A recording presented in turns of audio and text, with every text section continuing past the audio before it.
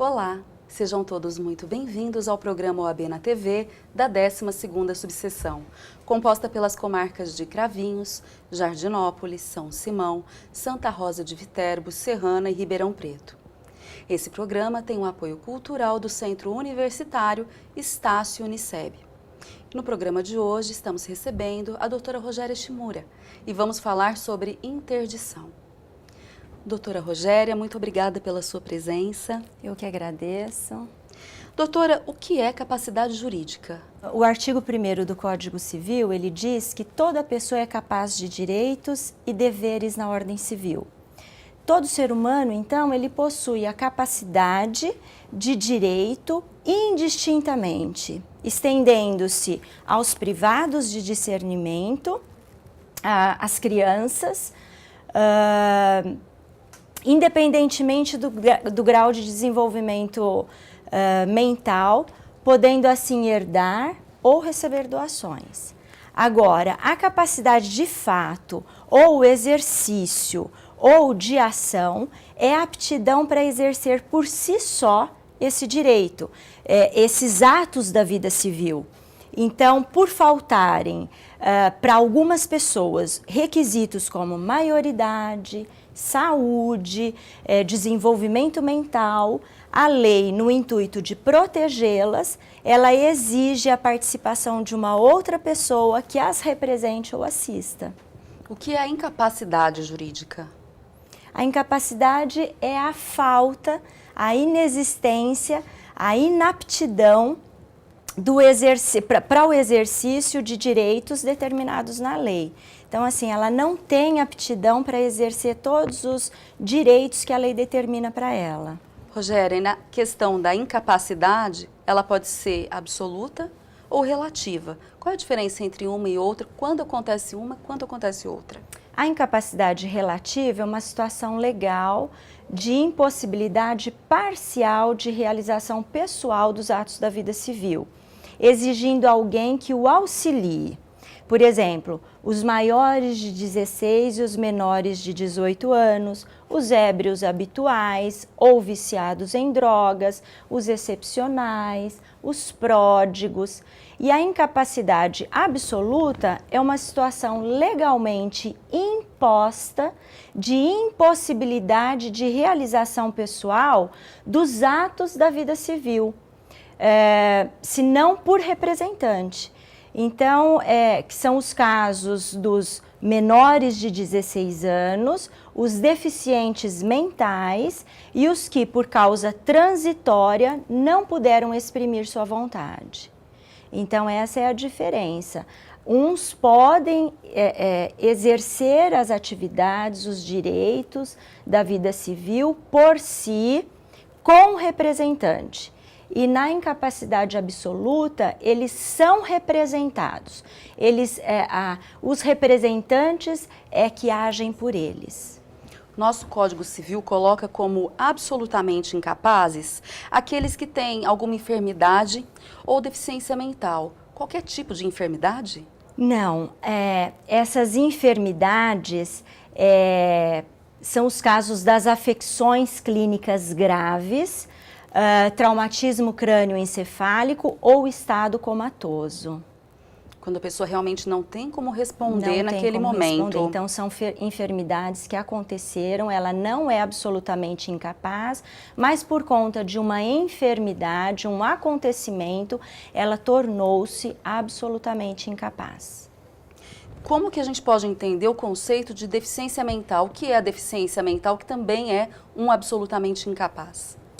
Então, a gente não pode definir como pessoa portadora de deficiência a falta de um membro, a audição reduzida, a falta de visão. O Código Civil, ele usa uma expressão genérica ao se referir à falta de discernimento para os atos da vida civil, compreensivo de todas as causas de insanidade mental, permanente e duradoura, caracterizada por graves alterações das faculdades psíquicas. E no caso dos alcoólatras e usuários constantes de drogas, Eles são absolutamente incapazes, são totalmente... Então, olha, essas duas hipóteses, né, eles são relativamente incapazes, porque eles podem, essa capacidade deles pode cessar. E também pode se tornar absolutamente. Vai depender da gradação dessas limitações, das perícias, dos laudos, que detectar qual é o limite da cognição dessa pessoa. Então é o vício, a quantidade de tempo e o que já fez de estrago no organismo é que vai determinar isso. Exatamente. Se ele permanecer de maneira contínua, ele pode, através de laudos, nós podemos considerá-lo absolutamente incapaz, mas isso com muito cuidado, porque pela lei, via de regra, ele é relativamente incapaz. E como nós podemos diferenciar, por exemplo, aquela pessoa que tem desenvolvimento mental incompleto, daquela pessoa que tem deficiência mental? É relevante destacar que as pessoas absolutamente incapazes, elas não praticam pessoalmente os atos da vida civil. Assim, a aquisição, a modificação ou a extinção de direitos na ordem civil deve ser representada por pais, tutores, curadores. Já as pessoas relativamente incapazes, elas praticam os atos com assistência dos pais ou responsáveis legais. Então, assim, os absolutamente incapazes, eles não praticam diretamente os atos, eles são representados. Então, quem pratica os atos são os representantes, os curadores, né? E os relativamente incapazes, eles praticam através dos seus representantes. Como fica a interdição nesses casos? Esse estado tem que ser duradouro, ele tem que ser constante ou ele é esporádico? Como funciona isso? Não, olha, verificada a cessação da causa que determinou essa interdição, essa incapacidade, seja relativa ou absoluta, a interdição, através de exame pericial, ela será levantada por decisão judicial. Rogéria, vamos explicar para o público agora o que é interdição. Olha só, o vocábulo interdição, ele sugere vários significados diferentes. Todavia, entre todos os sentidos de que dele nós podemos abstrair, apenas um nos interessa aqui. O que é essa interdição, então, para nós da área jurídica? É uma ação de tirar a um indivíduo a livre disposição dos seus bens ou da pessoa, quando se reconhece que ele não se acha em estado de saber ou poder gerenciar. E como funciona esse processo de interdição? Tudo isso tem que ser avaliado por laudos, não se requer isso a esmo, sem confirmação, sem constatação, né? Há necessidade de laudos periciais, há necessidade de uma perícia para que seja constatado a incapacidade, essa falta de capacidade de gerenciar os atos da vida civil. Esse processo costuma demorar ou ele é um processo mais rápido? Eu acho que não demora, depende muito, né? Não dá para a gente fazer uma precisão em termos jurídicos, porque a gente depende sempre de outras coisas relacionadas, mas há necessidade de perícia, há necessidade de aguardar esses laudos ficarem prontos, é toda a instrução do processo. Rogéria, vamos falar agora sobre a interdição de idosos. A senilidade, por si só, ela já é uma causa geradora de interdição? Não. Inicialmente, cabe ressaltar que a senilidade por si só, ela não é motivo de incapacidade. O que é a senilidade? É a idade avançada. Então, ter idade avançada não significa ser incapaz, uma vez que não há uma ligação necessária entre o avanço da idade e a perda de capacidade cognitiva. Então, assim, a regra no ordenamento jurídico pátrio é o da capacidade. Precisa se apurar se a pessoa tem capacidade de conhecer, de saber gerenciar sua vida e os seus bens, os seus negócios, para que ele seja capaz de assumir os atos da vida civil. Então, a palavra aqui é capacidade, não senilidade. Os familiares dessas pessoas idosas, eles geralmente relutam em aceitar que aquela pessoa perdeu a capacidade, que vai ter que ser interditada, e pensam, o que o meu pai, o que o meu avô pensaria de mim, porque estou fazendo isso? Existe essa... Com certeza. A instituição da interdição, ela tem encontrado uma crescente relutância. As pessoas, os familiares, eles relutam em aceitar a aplicação nos casos. Via de regra, assim, por desconhecer o Instituto. Eles não sabem o que é essa ação, o que pode assegurar ao idoso, as garantias jurídicas que esse idoso tem com essa ação. Então, eles não entram com ação. E a outra coisa, a causa mais comum, além dessa falta de conhecimento, é a simples ignorância a respeito do Instituto e a sua verdadeira finalidade. Alguns indivíduos, por possuírem o conhecimento, eles acham assim, eu vou fazer uma procuração com poderes específicos. Então, ela vou pegar a senha do banco do meu pai, eu uso, da minha mãe, eu vou lá, retiro, já está tudo certo, não preciso me desgastar no processo. Exatamente. E nem passar por isso. Então, desconhece que tem o Instituto da Interdição, que é um processo que garante direitos, coisas, recursos melhores para esse idoso, e aí por não conhecerem ou por terem medo de reduzir esse familiar a uma coisa assim, eu vou ficar com dó, eles acham que é um demérito para a pessoa considerá-lo interditado, né? Como se ele não tivesse mais função na família. Exatamente. Ele não existe mais na família. E o que é o contrário, porque o processo de interdição, quando eu entro e aciono o Poder Judiciário, eu coloco o juiz como fiscal dessa relação. E o juiz, sendo fiscal dessa relação, ele acompanha os direitos desse idoso e acompanha aquele que foi nomeado para cuidar desse idoso nesse processo enquanto ele está interdito. Vamos agora a um breve intervalo e voltamos já.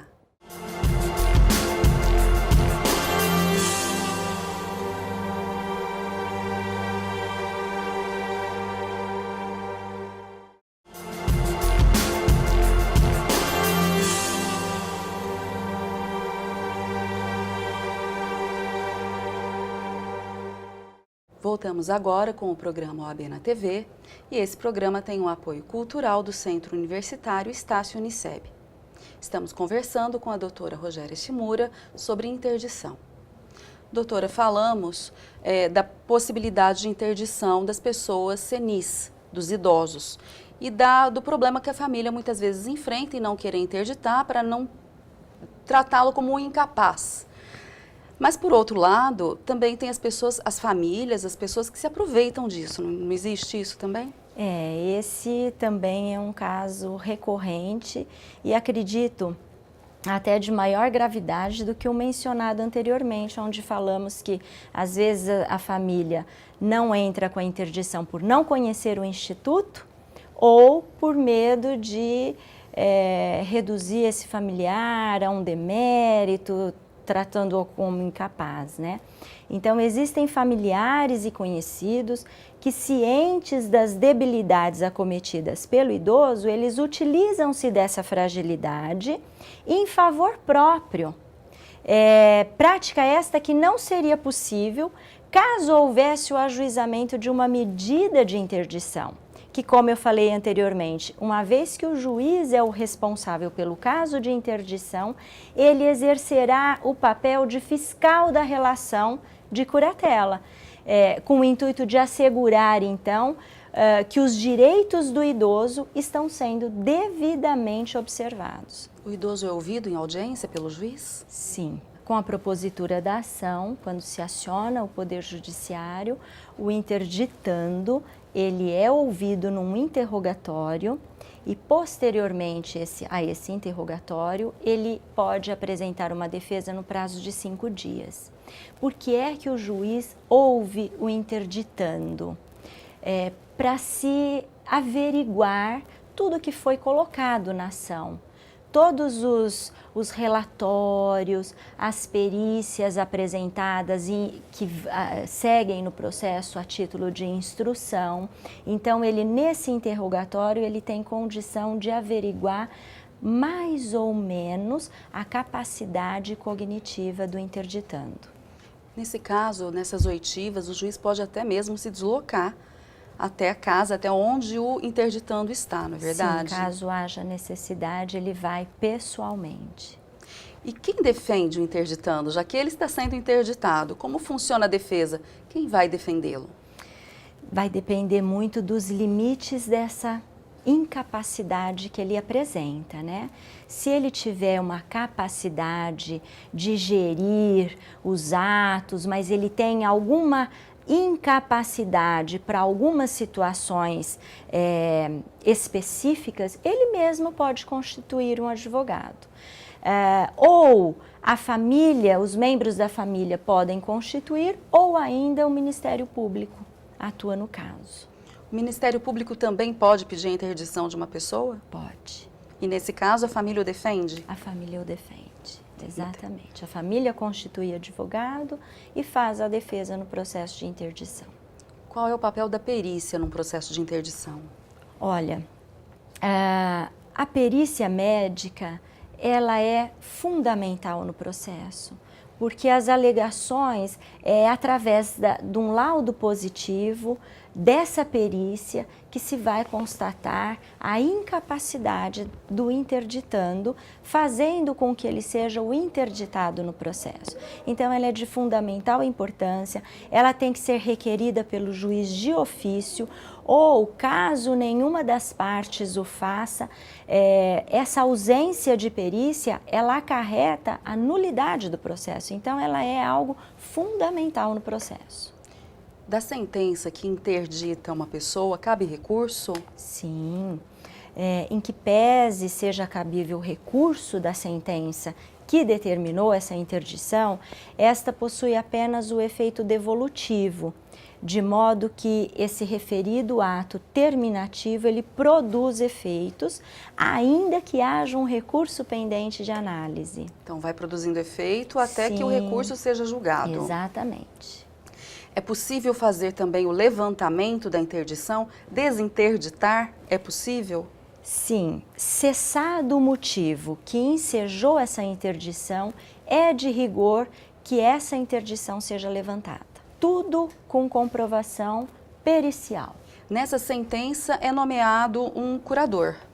Quem pode ser nomeado curador do incapaz? O artigo 1775 do Código Civil, ele prevê isso, mas de maneira mais objetiva seria o cônjuge, se ele for capaz, porque o curador tem que ser pessoa capaz, né, de realizar os atos civis. Então, o cônjuge, em não havendo cônjuge, o ascendente, em não havendo nenhum ascendente, o descendente. Quais são as obrigações do curador? O curador, ele possui em suma e ressalvadas algumas diferenciações indicadas pelo legislador, as mesmas incumbências do tutor, dentre as quais destaca-se a necessidade de prestar contas bienalmente. Então, ele tem que fazer essa prestação de contas porque ele passa a gerenciar os bens da pessoa.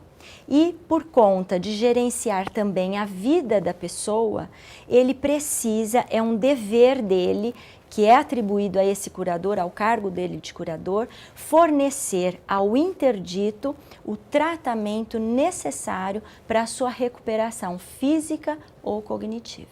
Quem apresenta as contas? O curador. O curador, ele apresenta para quem? No processo. Quem que vai analisar? É o promotor, o juiz? O juiz é o fiscal disso tudo, dessa relação de curatela. Ele é o fiscal. De quanto em quanto tempo? 2 em 2 meses? Bienalmente ele presta contas. Doutora Rogéria, o que é o pródigo? Ele também é um incapaz? Como funciona a incapacidade dele? Olha, o pródigo é a grande questão, eu acho, é a grande dúvida, é o que mais gera discussões, na minha opinião, no Instituto da Interdição. Por quê? O pródigo é aquele que gasta exageradamente, os recursos financeiros. Então ele gasta desordenadamente, sem limites, sem distinção. Então, nesse gastar desordenadamente, ele perde a capacidade do exercício dos atos civis, porque ele se descompensa totalmente. E a grande dificuldade na ação de interdição é essa, porque como é que você trabalha um laudo médico? Como é que um laudo averigua algo físico? Porque não é nada físico. Não é uma doença física, é um desvio comportamental. Para quem olha de fora, vê uma pessoa normal. Normal. Essa pessoa Ele trabalha. É normal, trabalha, realiza todos os atos civis. Ele é capaz em tudo, menos no quesito da prodigalidade. O que ele faz, por exemplo? Ele contrai inúmeros empréstimos, ele gasta todo o salário de maneira desordenada, compulsivamente. Podendo prejudicar a família. Prejudica a família porque contrai dívidas, não dá empréstimos e dívidas e não consegue, com os recursos recebidos, ele não consegue pagar, ele não consegue cumprir as obrigações que ele se compromete.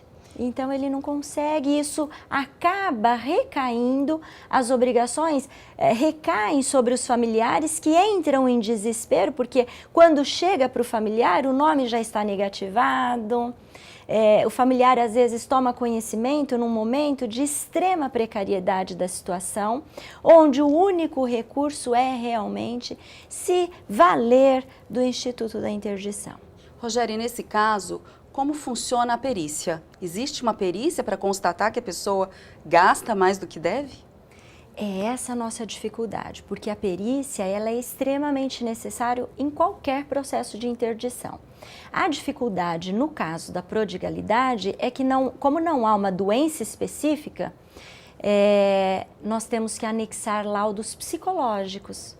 Então, hoje existe, por exemplo, síndrome de borderline, que ela apresenta essa síndrome como uma doença permanente. Então, a gente se vale de laudos psicológicos avalizados por psiquiatras, que aí a gente instrui o processo e mostra para o juiz que são comportamentos desviados que caminham para uma doença permanente, e aí um laudo médico pericial leva o juiz à decretação dessa interdição. É permanente isso, não tem volta. No caso do borderline, os estudos mostram que é uma doença permanente. É muito difícil a recuperação do paciente. E havendo uma sentença de interdição, quais os efeitos dessa sentença? Digo, o que o pródigo fez antes do processo, todas as dívidas que ele contraiu, aquelas dívidas permanecem, são perdoadas, são tidas como se tivessem sido feitas por um incapaz? Como funciona a sentença nesse caso? Olha, seria muito bom para os familiares dos pródigos, né? Mas infelizmente não. A grande maioria, a corrente majoritária hoje no nosso direito, ela nos informa de que não é retroativo. Então, só pode anular os atos praticados pelo interditado a partir da interdição. Os atos anteriores, aí o curador vai ter a difícil tarefa de organizar todas as dívidas, remanejar o que esse interditado recebe mensalmente, na maioria das vezes a título de aposentadoria, de benefício, né? Organizar esse dinheiro para conseguir manter essa pessoa em condições normais de sobrevivência, de manutenção diária com as necessidades básicas e ainda gerenciar toda a bagunça que ele fez anteriormente a essa interdição. É uma tarefa muito difícil, é muito complicado, os familiares têm muita dificuldade de assumir o cargo de curador por conta disso, porque ele tem que apresentar contas para o juiz, ele tem que mostrar para o juiz o que ele está fazendo com a bagunça toda que esse interditado fez na vida. Rogéria, e como a gente sabe se a pessoa gasta demais? Qual é esse conceito, gastar demais, ser pródigo? A gente tem essa noção porque normalmente o idoso que recebe benefício, ele tem comprometido até o benefício de 2015, por exemplo, e a gente consegue a comprovação através dos extratos bancários. Então, uma vez que conseguimos esse termo de interdição, o banco fornece todas as informações da conta. Então, a gente tem como instruir isso no processo e comprovar essa prodigalidade. Vários empréstimos contraídos, vários comprometimentos já de benefício, inclusive para anos sucessivos. Então, lugares que a pessoa normalmente compra fiado, aí você vai pedir a nota fiscal, tem um monte de produtos supérfluos. Então, tudo isso denota essa maneira deles não terem limite, deles não terem consciência, é o que eu falei anteriormente, a capacidade cognitiva do ato civil. Ele não tem consciência, compra coisas caras, por exemplo, quer colocar um aparelho, uma senhora de 77 anos quer colocar aparelho estético, porque quer colocar. Então é um gasto desnecessário, mas contrai a dívida, depois a família tem que arcar com isso. E de repente quer colocar para tirar no mês seguinte. Para tirar no mês seguinte, é só para mostrar que colocou. Doutora Rogéria, muitíssimo obrigada pela sua presença, pelos seus esclarecimentos. Muito obrigada mesmo. Eu que agradeço a oportunidade, o convite e agradeço também aos telespectadores. E esse foi o programa OAB na TV da 12ª subseção, com apoio cultural do Centro Universitário Estácio Uniceb. Até a próxima semana.